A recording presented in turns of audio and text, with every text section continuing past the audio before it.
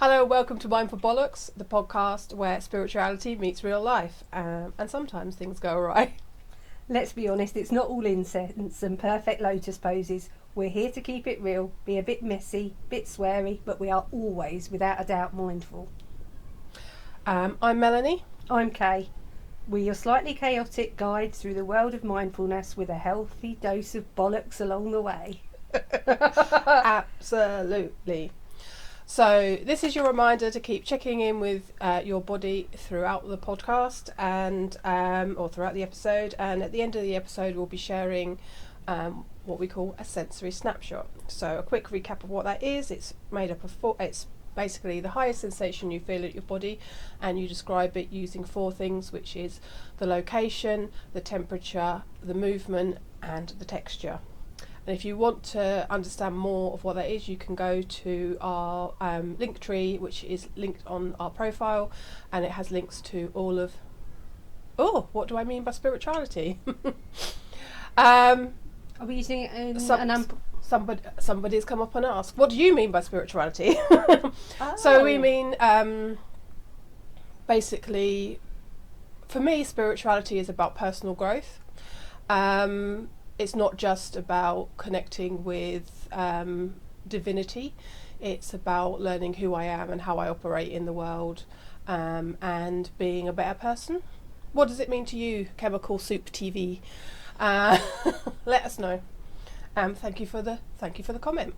I think my yes, kind of yours? reasoning is similar to yours, but I think also mine is quite innate. Spirit, I think it is already an element that's already in you that you tap into. That's what spirituality means to me in that way. I think for me it's like that you're developing, learning how to tap it, acknowledge it, that it's in you, and to consciously it's also use it and tap into it. It's a little bit of an umbrella terminology, really, Yeah, spirituality, because it could mean actually religion to some people, couldn't it?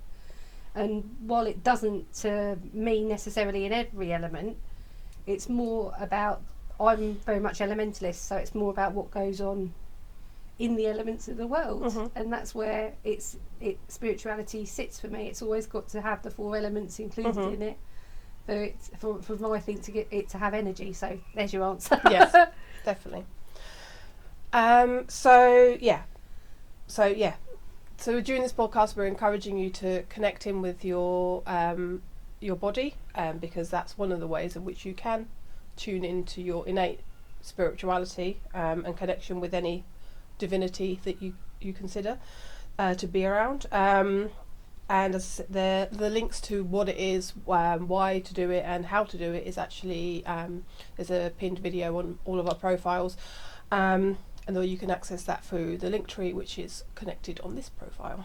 But we don't have a presence on Twitter. No, we do not have a presence on Twitter at all. No, we're not touching that hellhole.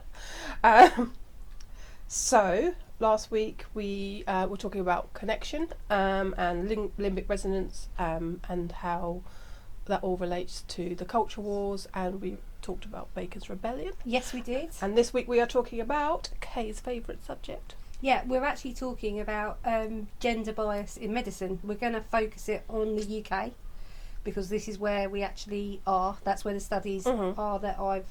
But it's global. It's tale as old as time, really. Yes, definitely. And we're going to be we're going to start with gender, but this is going to be part of a few other episodes because there's so much bias, literally, in treatment, and that's where we are. In medicine in general. And medicine, really. yeah, and it's from a lot of angles as well. Yes, there will be touching on many angles in this one. Where? So you have some stats. I do have some stats. I'm going to get into outcomes.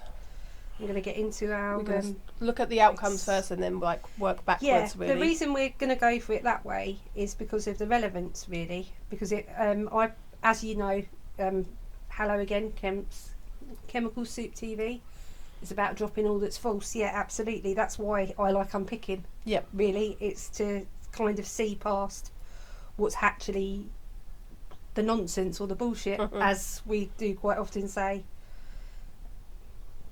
Right, there we go. Right. I want to talk basically about the summaries. Initially, when I started the research, we were expecting it to be as we found, wasn't it? That there is a gender bias, and there's an awful lot of discrepancies in treatments for women. The actual name that we called this was misogyny in medicine, wasn't it? Yeah. But to actually investigate this without my brain has now gone to where's she gone? She's gone. Something completely different. And that's all right. You can say it. You can say it. Just get it out because it's I've forgotten what the things that. Blackadder was basically Blackadder. Yeah, because obviously it was or a lot of, at least the Blackadder the Third, it was like Sense and Insensibility or something like that, and it was like one word and something else that sort of rhymed, and it just, when you said medicine and misogyny, it was just like, oh, we're in a Blackadder we're in a Blackadder episode. We've done it then. That wouldn't be bad. Anyway, this tangent has gone. We've gone again, sorry. Basically, looking at statistical levels, some of the most interesting stuff that I've looked at is actually outcomes after heart issues and cardiovascular. We've just been touching on this actually. There's been a case, hasn't there, recently in the press, Mel, where it was a 47-year-old nurse who was actually sent home from A&E, and she passed away 3 days later, sadly, because her symptoms were disregarded. She was actually told it was indigestion, I believe. It's because the way that it's, when you think of a heart attack. Now, when I literally did this, I had to go into myself and actually say, so who has heart attacks? And my first thought was middle-aged men. Yep, with the big belly. High stress. Yep. Lots and lots going on. I immediately thought drinkers, smokers. I immediately thought inactivity. And I immediately thought middle age. But not in one moment did my mind go to a fit, active, 47-year-old active nurse. No. Who's on her feet day in, day out. No. Because it's the stereotype. Yes. So we are guilty as well of... okay, thank you. It shouldn't be. Maybe the reset mucked up. I don't know. Mr. Ian, is it freezing for you? We are freezing. We are freezing. We're actually in a studio stroke garage, so yes. We are freezing. I have my coat over my legs to keep me warm. Thank you anyway for letting us know in that.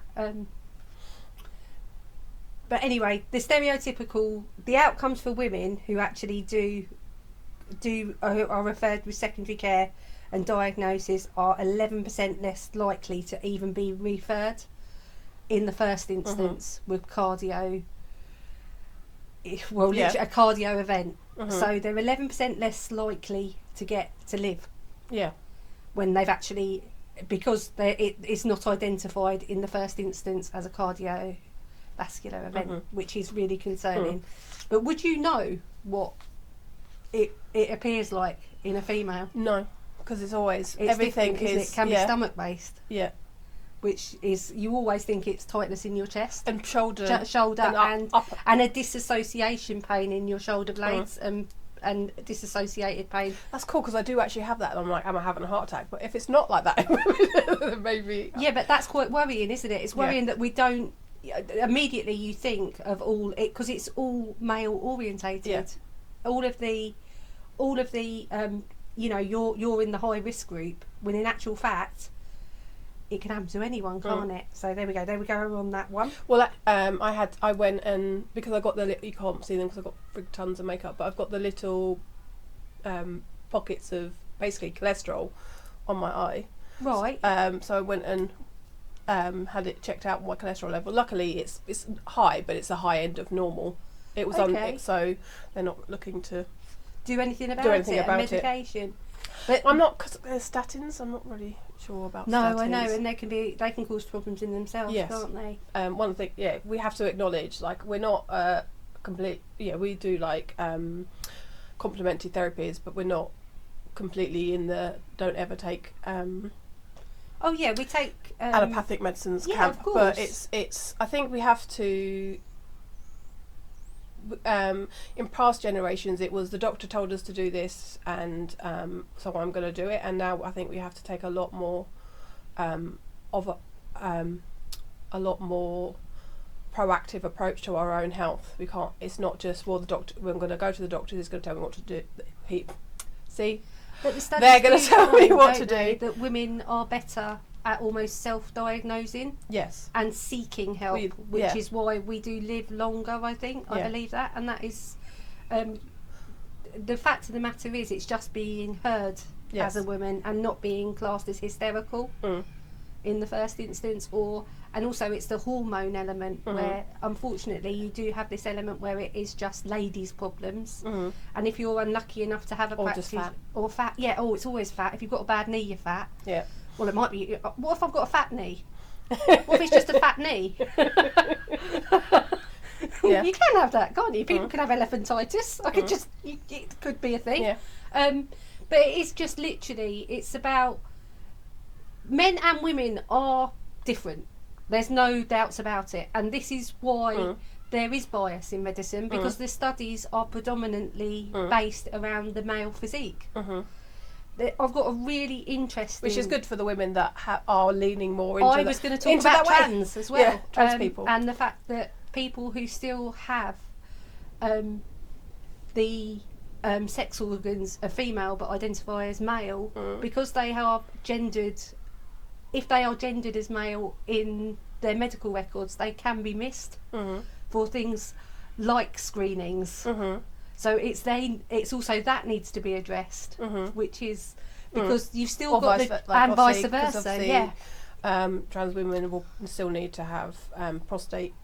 Exactly, it works both ways. The PSA levels and stuff. But like that. again, I think because the studies are so new still at the moment, I think it's a learning curve. But things are improving. But also because obviously the trans people that are taking hormone replacement therapy. I was watching Katie Montgomery talk about how when trans people go to give blood, that they taking the medicine, taking those drugs actually affects their blood chemistry, because women have lower, I think it's like iron levels or something, and men have higher ones. So they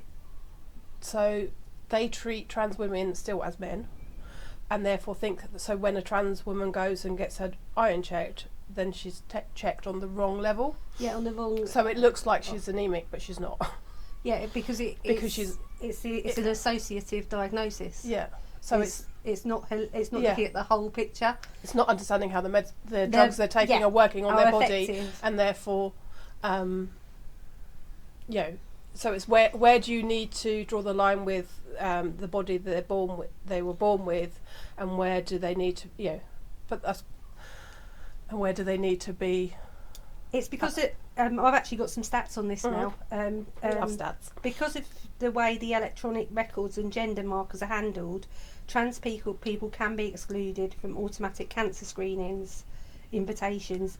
Example is trans men not invited for cervical screening and after their records are changed, but the NHS has actually acted on this, and it was this year, because I got into a right deep delve on this one. Right, the response has been this year with the NHS England is that they launched their first major review of LGBTQ health inadequacies and with the professional bodies and the BMA. So they are literally reintroducing guidance on completely inclusive care, which this is a massive step forward to something, and this was raised actually in the Mind 2024 report from last year. This was one of the things that was actually there's because obviously if you are trans, it's finding actually the correct association of treatments, as we've just said. But so this is a massive step forward, because with your biological sex difference, they interact with your systems and present differently. So it's the same. You can go back again if you're trans as well. You've got you've got the balancing again from cardio problems, because meds that you may be taking interact as well. So I will keep going back to actually literally heart problems, because they're the ones that are most prevalent and make such a difference in the meds that you're taking. Yeah. So one of the things that I saw recently is that to make things more inclusive is to, like, what body parts do you have right now? Because as a woman, I could have a hysterectomy and then I would not have a uterus, and therefore, and sometimes when you have a hysterectomy, you keep your ovaries, or you have them removed at the same time, depending on what's going on. And sometimes some people are not even born with either of those things, even though they are a cis woman. Yeah. So it's like, what body parts do you have? Because we need to know. But it is relevant, in your anatomy is relevant to your diagnosis and your treatment, and that is where we are talking about complete bias. I mean, I want to also talk about pain meds, and if you go back, you had the 1960s, 1970s Valium crisis, where women were diagnosed almost to quieten them down. It was like, just have some happy pills, and then you had an epidemic of people actually being addicted.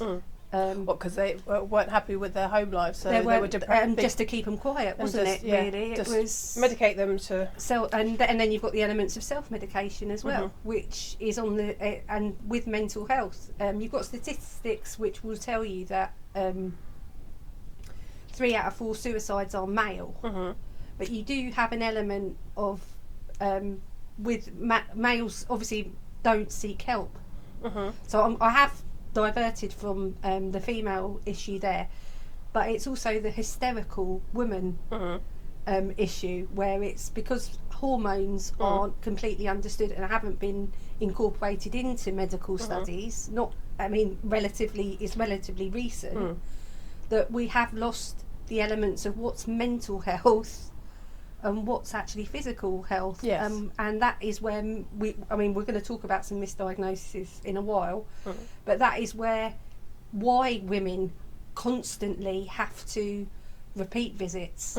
You do have to look at the stats where women do actually seek help more, but they seek help more because they're not actually diagnosed at the first point. Yes. And that is the point I want to get to. Because again, I think it's the fact that no one should have to be living in constant pain of endometriosis. No. And that is it is a disregarded pain. That and PSCO as well. Yeah, well, I was thinking also, like, the disregard of pain, it's only been in the last year, they've actually gone, when women are electing to have like a coil, that's right, IUD fitted, that they realise it is actually painful to shove something through a closed cervix. Yes, but they also and therefore give them pain relief. They don't give them pain. You don't get a pain relief if someone takes a biopsy of your cervix. They take a lump of your cervix, like they take if you were going to take it.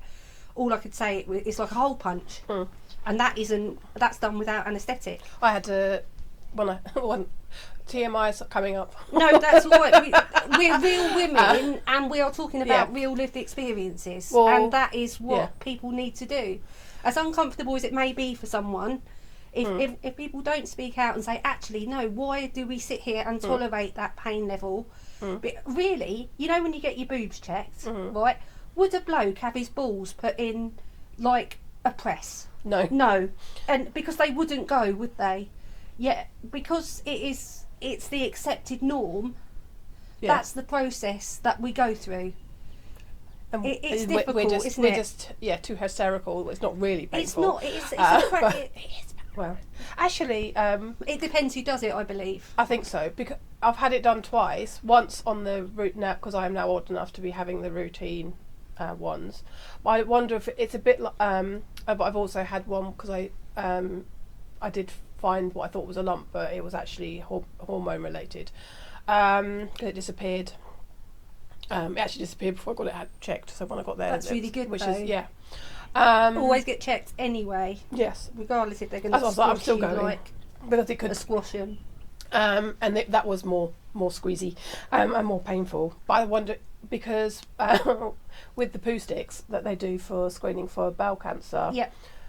the one that they do routinely once you hit a certain age. That's what you get through the post, Yeah. which is a great. That's brilliant that they offer that service. But that's not as the test that they do once they get it is not as detailed as the test they do if you've gone and said it's basically the same. You're doing the same thing, but when they get to the laboratory, they psychoanalyze. They go more detailed. Yeah. So it's probably the same like with the mammogram, the routine mammograms. It's not as squeezy because they're just looking for vague. Is there, it's the imagery isn't as intense as if you've already been referred by they're your not, GP they're not, breast screening. They're not looking at in detail. We must check every single molecule that exists to see if there is anything, sort of thing, to make sure you're okay. So one of the things that, from what you've been saying, that I came up with on my research, sort of the thoughts that I had was, because obviously we all have unconscious bias, and is there a level of, because one of the things is like I don't know if we've touched on yet, but happens is that women will research more before they go, and I wonder if it's like, almost like this push-pull thing where doctors think because we research more, because we go more often, they then develop this bias that we basically are hysterical, and then hypochondria, isn't it? Sort of like and some people are hysterical, aren't they? And hypochondriacs, but that's across men and women. Yeah. And but personally, what Mel's saying about research is true. I bet I can sit here now and say, if ever I think something's a bit dodgy in myself, I will. That's it.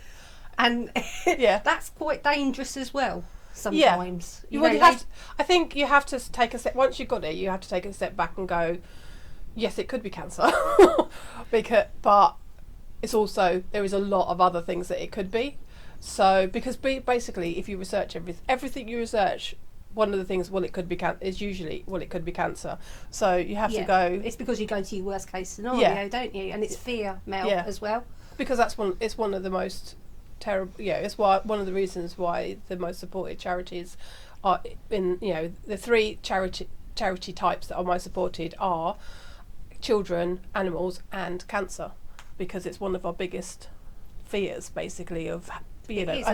Understandably. I think it's our role in society as well, because fear literally is, if I'm not here, who's going to do this? Mm-hmm. Who's going to do that? Me not being here is going to impact this person, and I think that's because you have an impact on lots of people's lives. I don't think everybody has an impact on lots of people's lives, even people who you think you dislike, whatever else, they're impacting you because you've got that feeling and you're giving it energy, which is what we talked about previously, isn't it? But when you're saying about women researching, do you think that's better or worse sometimes than going in blind? I think it's better in the current state of things where we have to really advocate for our health. I have a friend, I'm sure they wouldn't mind me sort of skimming over. They had chronic, they had neurodivergence and other chronic health issues, and they researched a lot because they literally had to persuade their doctor that they're actually, that this is like, I understand, and I did the same with, was diagnosed early last year with ADHD, and I felt that I had to do the same to be, especially one as a woman, because it's often misdiagnosed again as anxiety. It was actually believing that someone said I had anxiety. You're really anxious, and then I saw something about anxiety is misdiagnosed. ADHD is diagnosed as anxiety in women and girls. I was like, maybe.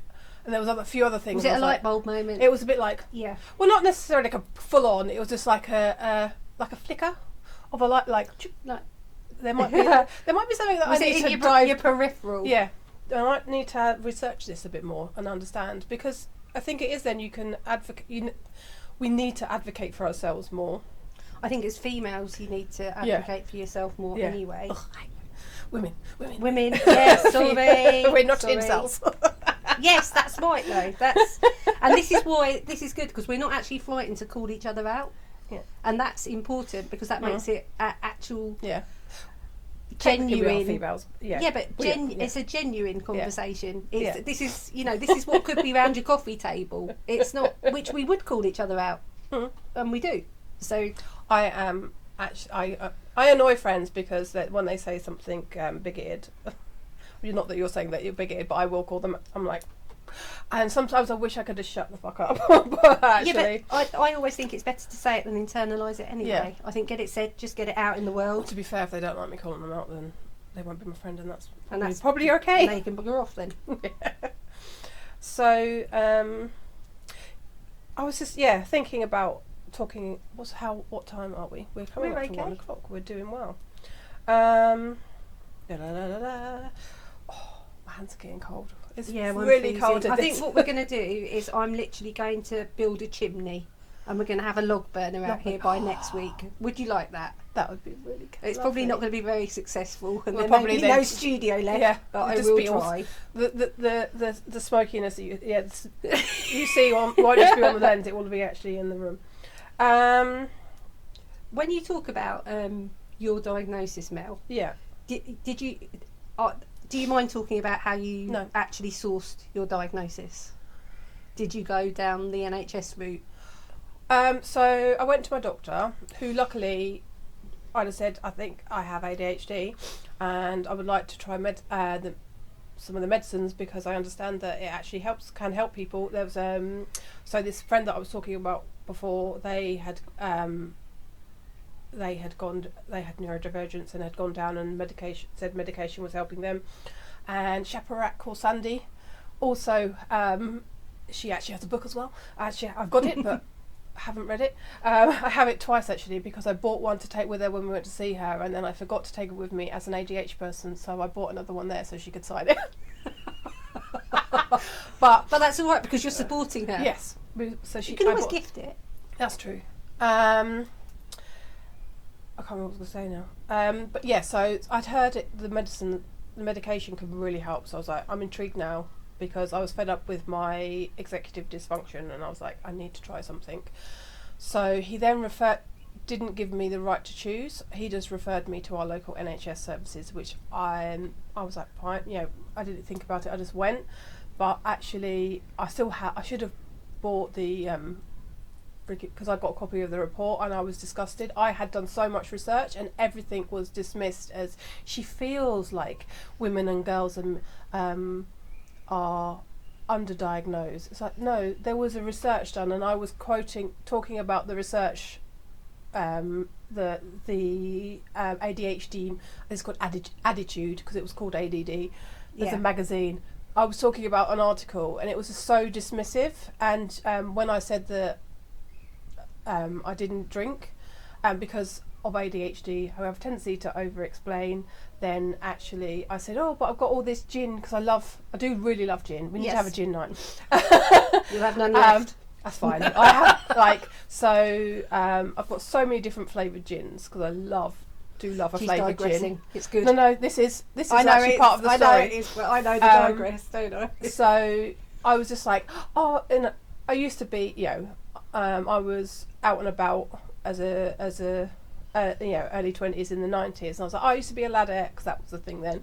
Were you a hip young chick? Well, I thought I was, maybe. We all thought we were hip, didn't we? I still do think I'm hip. What are you talking about? No, I'm just not young anymore.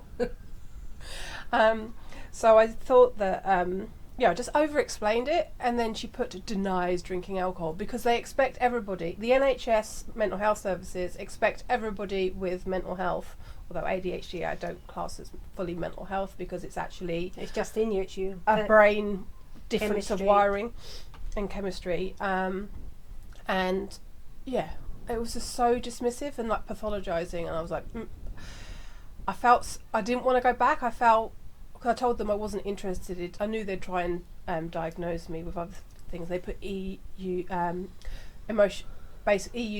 traits, which is emotionally unstable personality disorder, and I was like, I'm not interested in any other diagnosis. Check out Drop the Disorder for more on that. We'll go into that. And then so I went eventually, because ADHD, I went back to my doctor and was like, I don't want to go back there. And I told them what they'd said and what they'd done, and I just felt like they're just trying to pathologise me, and I want to go to a private. There was the access through private, and I went through them, and they were lovely, and it took ages. It took about 2. It's even longer now, because even more and more people. Basically, there's a BBC documentary by Chris Packham, who's done autism, ADHD, and dyslexia, and the ADHD one. So the reason it seems like there's just this massive surge is because the UK have been underdiagnosing neurodivergence by about 4% every year for the last 50 years. So that 4% of the I've population. got stats on this. It used to be females were actually, if you go back as little as just 10 years ago, it was 1 in 10. Really? Now we're at 3 to 4 per 10 of diagnosed. So it is actually being, I think the identification of the masking process in females is more identifiable now, and it's also women of a certain age who are hitting perimenopausal is when your symptoms do actually get even worse. They really do, because all your hormones are all over the place. Well, that's what my prescriber nurse told me, was like, if you start getting brain fog and the tablets aren't actually helping, it's because it's menopause, not because of the ADHD. So that's a way. And that's one of the things that when I started my medicine, it's basically a stimulant, and therefore it's because I always there's a way, like, I think I've got ADHD, but we're taught to not believe ourselves. So it's like, do I really? Perhaps I don't. But I said, well, actually taking a stimulant medication helps me sleep better at night. And she said, that proves you have ADHD, because if you didn't, it would keep you up at night. Yeah, it's because it's helping your brain chemistry to regulate, to do what it needs to do, which you actually need to sleep. Yeah. So the balance is correct for you, which is really good, and that's good to hear. Don't even hear my partners before. Mr. Mel would snore. Are you still there, Mr. Mel? I'm doing quite well. And he would snore, and it would wake me up, and I'd like poking him. And he. I'm just checking. Yes, we are still. Just on my bone for because we're freezing. Are we still freezing? We're not. We are freezing, but not in the digital way. I don't hear most of the time. I just sleep right through him snoring. It's blissful. I don't wake up quite as refreshed as I did when I first started it, but. Do you think that's your body adapting though to the meds, so. And that's why you need to have medication reviews? Yes. Because everything affects medication.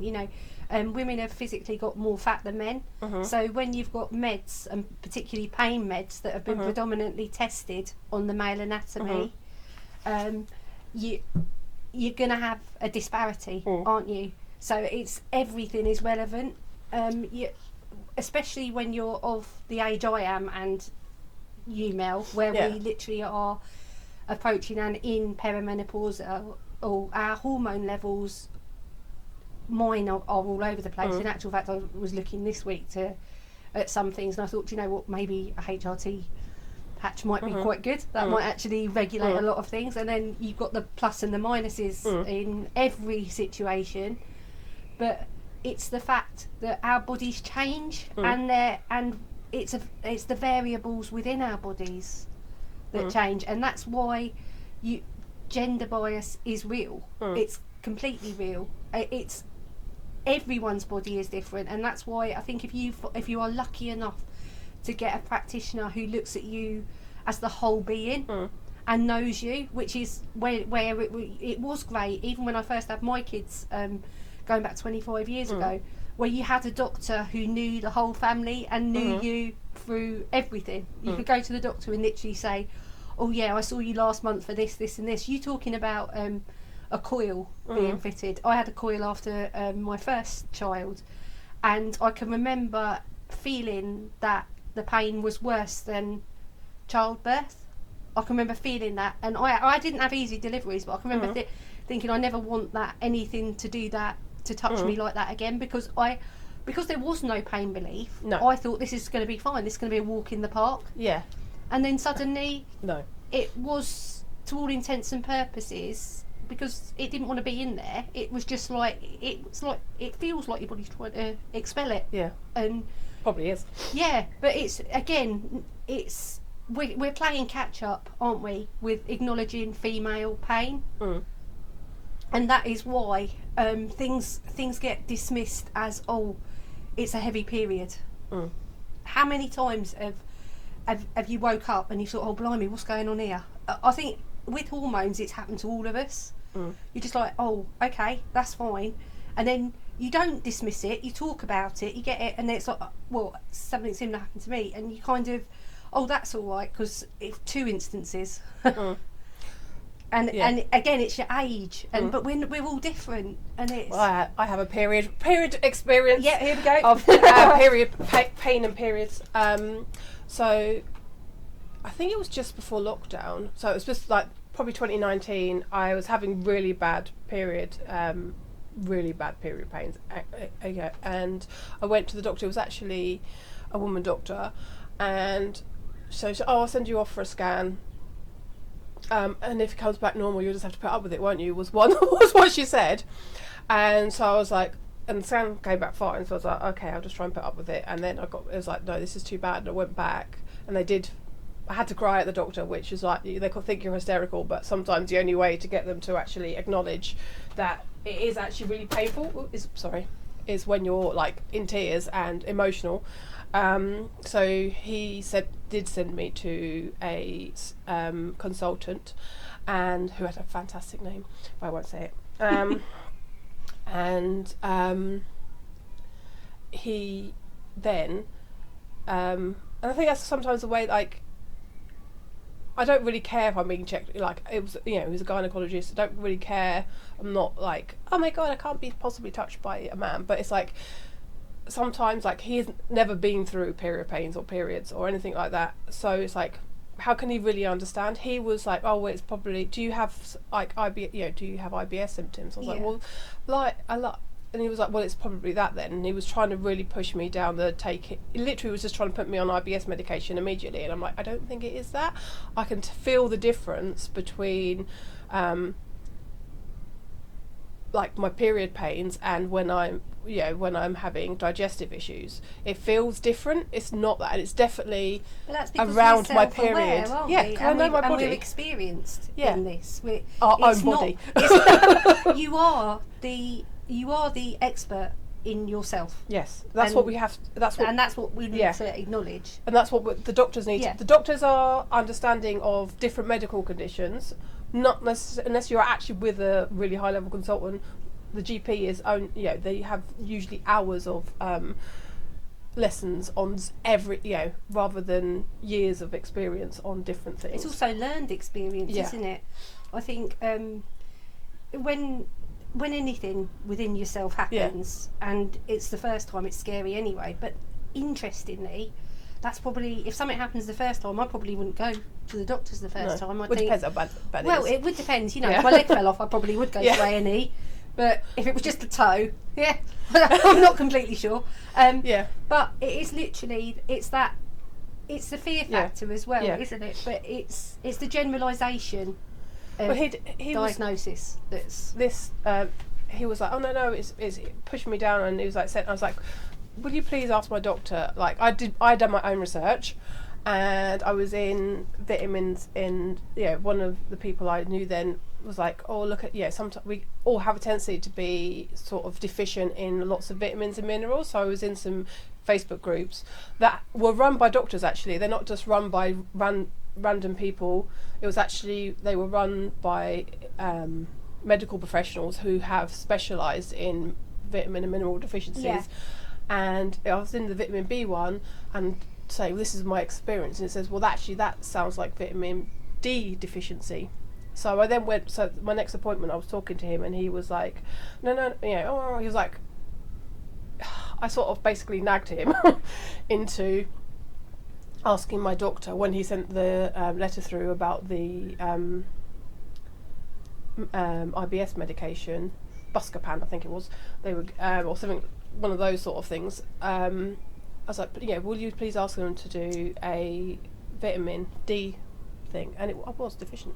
And you were, and so I you actually worked through that yourself. I've worked out what my own issue was, and basically after that I went. When I went back the next time, I'd had.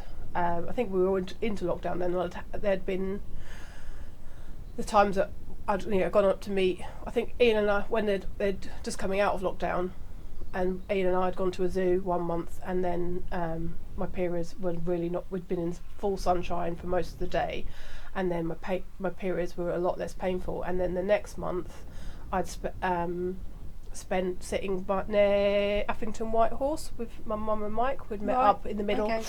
So you were exposing yourself to natural vitamin D? Yeah, got a lot of vitamin D, and then I literally had no period. Like, my period came and I was so shocked because I hadn't. Because normally the period pains are like the warning bell of that it's imminent, and it just appeared, and I was like, but I didn't expect that because there was no pain to herald its arrival. Again, that's knowing your own body, isn't it? Knowing that you need sunlight. Yeah. That you need to put.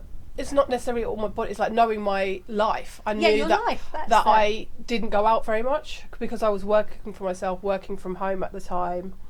So I'd been, and even before that, even when I was like, I was working, getting up, going on the train, going to a place of work, being in the office, and coming. Like, I wasn't out in the sunlight. I was like, vitamin D deficiency actually makes sense. Yeah, it does. For my life. That but he didn't. I'd love to know the stats on how actually. I mean, I know that during lockdown, I mean, the only people who really enjoyed lockdown, I think, are doggies because they get to go. And you, but doggies did get to go on a lot of walks, didn't they? Because it was like, that's essential. We can take the dog for a walk. But the vitamin D deficiency must have been high at that time. Yeah. Because you had people who were actually petrified to go out as well. So if you're impacting in someone who's got already an underlying health condition, I'm thinking the elderly were pretty much told stay indoors, weren't they? Yeah. And even though they could go for a daily walk, they didn't because of the fear factor. Yeah. Which has so many, because it's not the vitamin D, then it's lacking of exercise. Yeah, that's right. And the impacts, because you've got muscle wastage as well. Then so then you become unsteady on your feet, and then you've got muscle wastage, which can lead to either weight gain or weight loss. Which it's got so much of an impact, isn't it? It's all these things. If you stay within a building and don't move. I mean, I'm guilty of it. Sometimes I just go into myself and I'm just like, oh yeah, I'm just going to read this book. I'm just going to, and then you think, oh Christ, that's 6 hours later, but it isn't because we're not actually moving our anatomies. No. And I found stagnating out during lockdown that it takes 3 weeks for me to start getting cabin fever. 3 weeks. I can probably go about 72 hours. That's literally, and then I actually will happily get in anyone's car to go somewhere happily. I don't know how I've never been kidnapped. I literally I'll do anything to get out of the house. It's something I've always been. It's just within me. I can't. It's a bit pathetic, really, but I suppose it is a bit pathetic. But it's just like if I don't get out the house, I'm horrible, and I know that, Mel. That's if ever I've turned into a complete arsing twat. It's usually because I haven't had a walk or something's going on in my head that's worrying me to the point of distraction. And I know that now. I know that. But it's hard to identify it because I'm my own worst enemy in that moment. And that's the moment I should stand up, just go for a walk. And just process, which is... Ian did that the other day. In fact, it might have been yesterday. It was yesterday. Mr. Mel, even. Beep meow. There's many Ians in the world. Yes, true. We went on Monday to IKEA and bought because I have a air cooler in the bedroom because I get too hot. So when it's really hot, so it's one of those that takes on the water and really cools. Yeah. And it's on a little IKEA step stool. So it's because our bed is quite high, so it's then blowing at both of us because I was basically just getting it and Ian was getting it. Oh, fuck's sake. Mr. Mal was getting that. Just going to call him Snape because I always forget. But I wanted the step stool because all my shoes I've got a fitted wardrobe and they're too high. So I was then making this new thing that I'd got, and I was getting irate. He wasn't feeling well, so he wasn't actually sort of paying attention and was leaving me to get on with it. And I got even more irate because he wasn't paying me attention when I was getting irate. So he was like, "I'm just going to bed." And then by the time it came down, everything was over. You just had to disassociate Yeah. for a bit. I sorted it out, and then I'd had some time to chill, and then we were all fine. So. But it's knowing yourself, isn't it? Yeah. It's I've got. Sorry, just remind me. Another time we had an argument. Go on, Mel. You're fine. I stormed off into the sets. This has been my old flat. I stormed off and went and sat on the futon. Both the cats came with me, and I was like, "See, they're taking my side." Probably not. They just followed. But they're like, "That's my mummy." I'm just. Why she left? We're all just going to go and just check on her because she's clearly not okay. But they do pick up, don't they? Animals always pick up on what's going on and what the vibe is, and I think they will. To all intents and purposes, it's not pick a side necessarily. No. I think it's almost they want to know if you're all right. Yeah, who seems to be the one that's most distressed? You know, if we'll you're, go and sit with them. there are certain people in the world who will walk past animals, and animals do come to them, aren't there? I mean, I'm really lucky with doggies. I love doggies, and quite often, if I was ever late for work, which was never very often, it was because I was either watching a squirrel or because I'd stopped to talk to a doggy, and I could.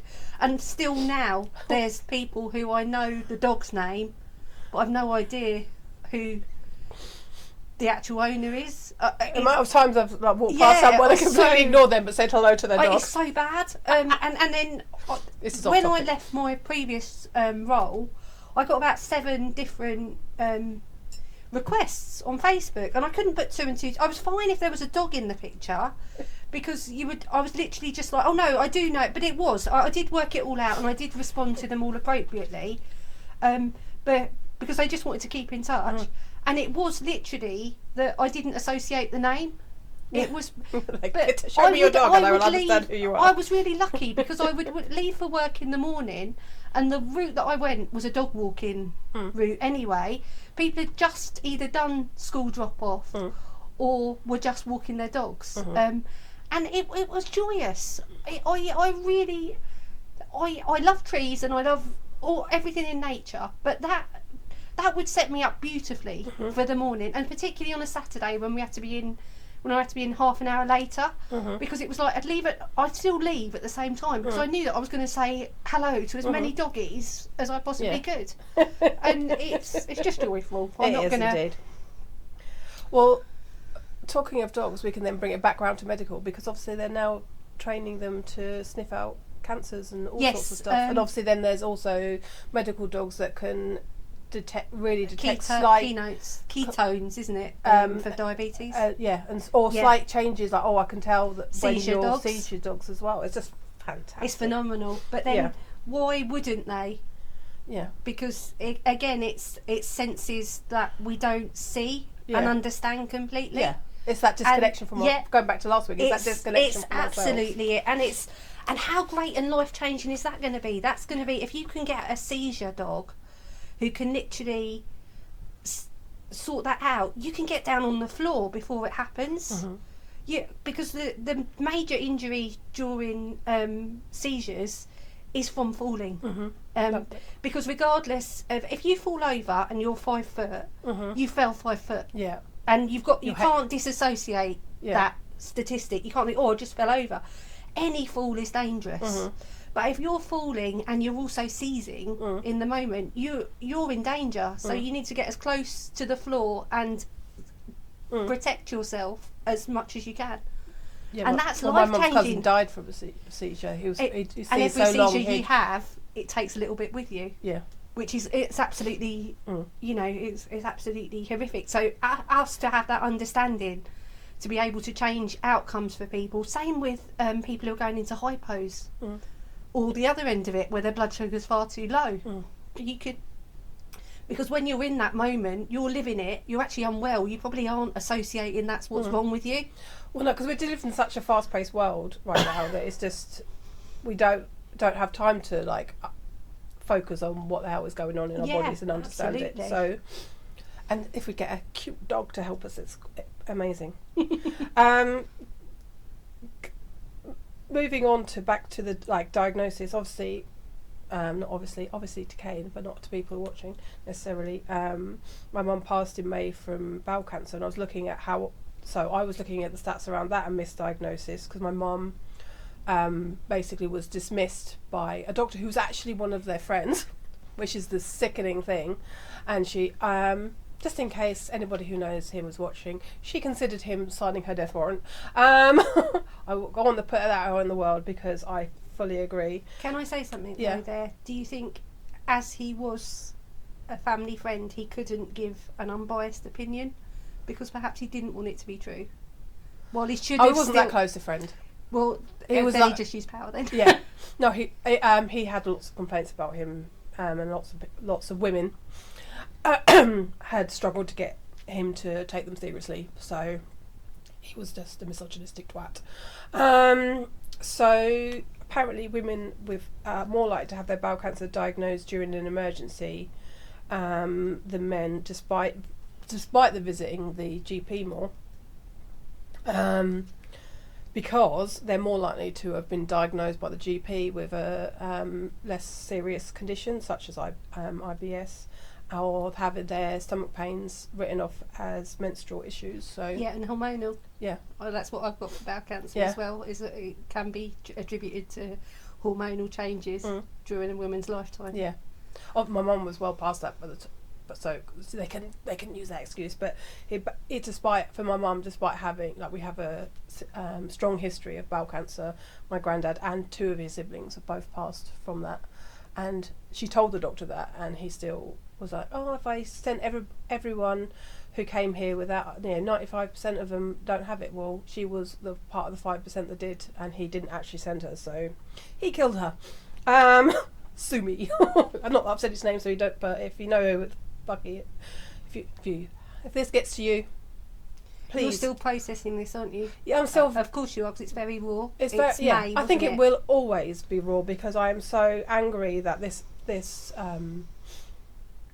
because part of the issues later on were because it was so advanced, and if he'd have been caught at that time, it probably would have just been in the bowel, and it would have been that bit for her, that the bowel bit where they cut it out was fine. It hadn't reoccurred there. It was the secondary bits and the operations that happened around that contributed and caused to back her up death. what happened to your mum, the surveys that I've looked at across the UK, the common themes include being interrupted or talked over while trying to explain to a GP my symptoms. So that fits in. Being told symptoms are normal or in their head. Having to repeatedly advocate for themselves to access tests or referrals, often repeating visits for the same issue. That's also sings what your mum experienced, and feeling that their concerns are absolutely minimised and dismissed.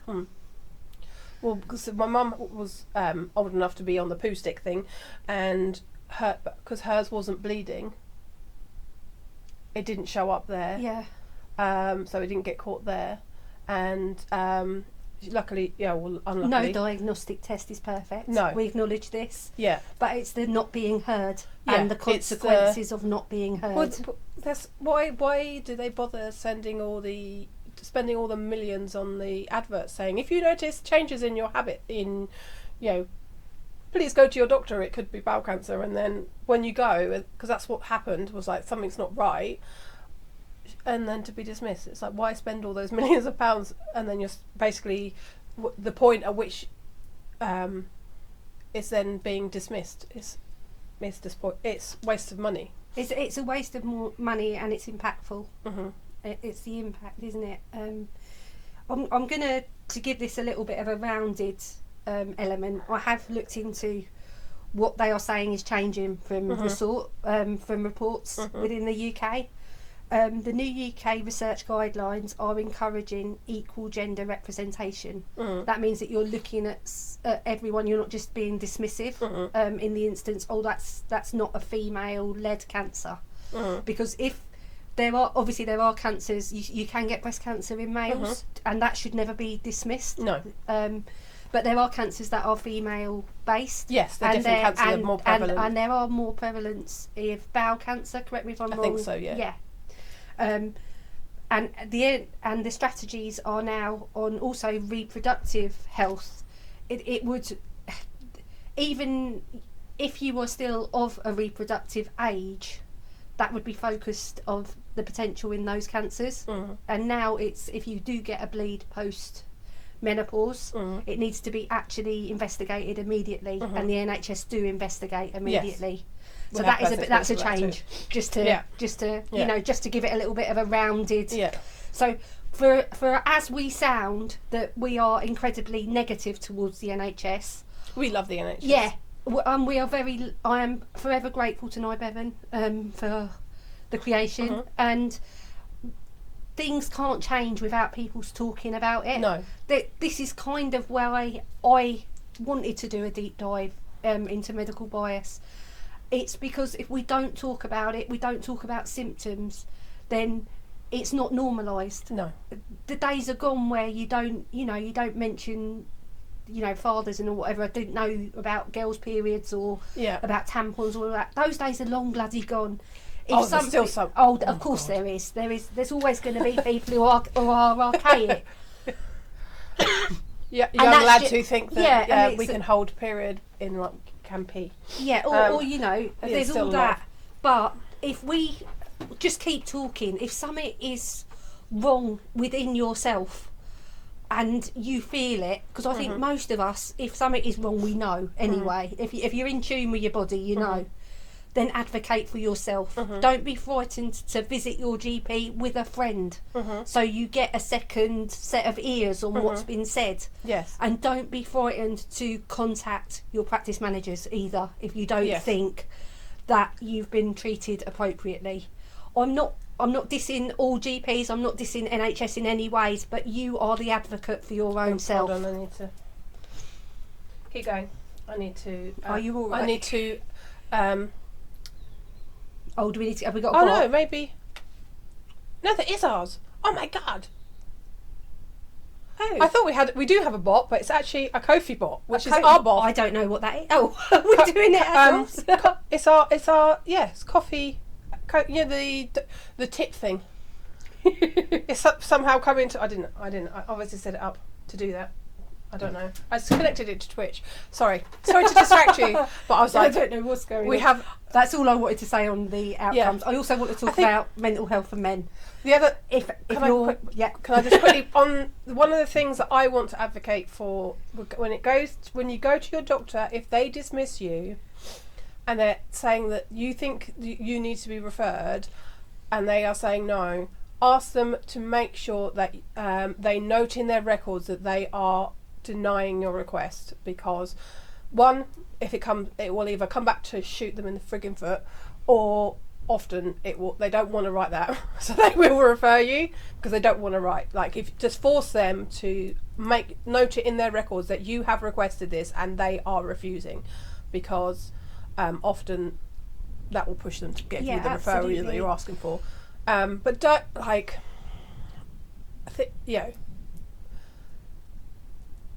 I think we have to use that sparingly, because if be absolutely sure that you need to go, because it's the NHS is under a lot of strain, so it's not like every time you think you might possibly have something done, just say I was just going to add, you have got the right to view your NHS file, and I think I would actively encourage you to be familiar with your NHS file and to make sure that the information is correct. Yes, I've had mine changed because the notes that I had from whatever the consultation with the GP, when I looked at what they'd put, and I was like, that's not what was said. That's not what I said. And that please change it. And that is absolutely what I would encourage everyone to do. Check what is written about you, because anyone in conversation can be misinterpreted. Yes. If when you review notes, like yourself, you haven't, what you are trying to get across hasn't been communicated. Yeah. Oh bloody hell! What have I done? Oh, oh God! Have I broke it? No, I think we're still going. But literally, if you haven't, then what you need to do is just go back, and that is the moment to actually contact your practice directly, in email, in writing, and literally say, this is what's happened, we need to have this rectified. Yes, everything in writing, you've got a trail. That's all I wanted to say on that. Yeah. So we're about an hour in now, so I wanted to I think it's good to round out with we're looking at gender bias in medicine, is to actually look at the doctors themselves. I found a report on, because when I was researching, and I found a British Medical Association BMA report on sexism in medicine report, thinking it was going to be about women's experience as patients, but actually it was not. So it was about doctors. So 91% of women doctors have experienced sexism in the workplace, and 42% of those who witnessed or experienced it felt that they couldn't actually report it to anybody. 28% of men respondents felt that they've had more opportunities during training because of their gender compared to 1% of women. 61% of women respondents felt they were discouraged at work in a particular speciality because of their gender, with 39% going on to decide not to work in that speciality. And one of the there was a video in the link will be in the report in our research doc, and there's a video, and basically one of the doctors was doing like a speciality rotation, and the consultant said, well, of course you're going, to a female doctor said, oh, of course you're going to end up being a GP and have lots of babies. So yeah, that's dreadful. Yeah, but misogyny. There's actually a really interesting study as well about surgical outcomes with male surgeons with gynecological issues, which I'll do a proper deep dive into before I comment. Yeah. But I found that last night, and I was like, oh blimey. And you've also got a low proportion of female obstetricians. I can't say it. Which, to my mind, is disassociate. I assumed it would be higher for those surgeons, but there's a deep dive in there somewhere. Yes. So 70% of women doctors felt that their clinical ability had been doubted or undervalued because they were women, compared to only 4% of men. And 54% of all respondents thought that sexism acts as a barrier to career progression. So it's not,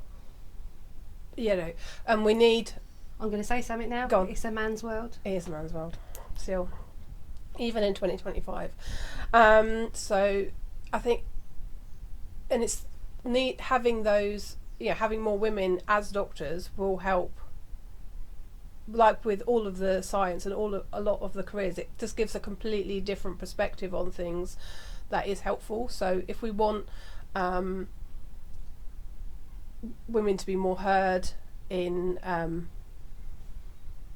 GP practices and hospitals, then we need more women doctors to hear them as well. Because I think that being surrounded by men doctors is just... It's institutionalised. Yeah. Misogyny, unfortunately. I've said it now, but that is pretty much why I wanted to put the title as we have. Yeah. I think we are ready to do our sensory sensations before we get into think we are. I just do want to touch on, please look out for mental health in your male partners, because during this study, what screamed at me is that if anyone is struggling and is male, they seek help too late. Yeah. If someone around you is struggling, just reach out, just listen. That's 4 out of 5 suicides are males, and it's one of the most common. It's the most common reason of death in the under 50s in males, and that is frightening.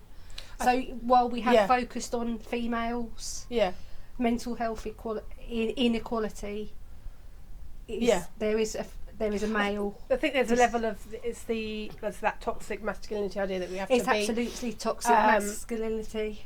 Having be stoic and just suck it up and get on with things, and that's one. Mr. Mel, if you're still around, that's one of the things. I just wanted to get. I would love to do. I think we should do. We will do, I think we do need to do an episode on this because I've got bias in the research I've done for this because I am female, but there is inequality and there is an absolute inequality. Yes. Yeah. Well, that's it. Looking at one of the things that I would like to look at in the future is how everybody thinks like, oh well, feminism is all about for women because the patriarchy only adversely affects women, but it doesn't. No, it absolutely doesn't. So this is why we wanted to touch on it. Yeah. And so I'm buzzing. I can't remember I was going to say something then to do with the thing before we moved on to sensory snapshot, and I can't remember what it was. Because we've talked over each other again, which is going to make editing absolutely frigging. It's fine because I literally just chop the front bit off and the end bit off. That's all I do. It's fine. I do that literally with a leek. Yeah. You know when you've got a leek, you just cut the top bit off and then you cut the bottom bit off. That's it, isn't it? Do you use you can use the top bit off to make leek and potato soup? Oh yeah, well, I always use that bit. You know, I think it's just habit because you can eat all the green bit. That's perfect. It's perfectly acceptable to eat. But that's all I do. So there we go. That's how I think about editing too. Yeah, top and top of the bottom one. I need to do some courses on the play with the application we have to do. So we are now coming to an end.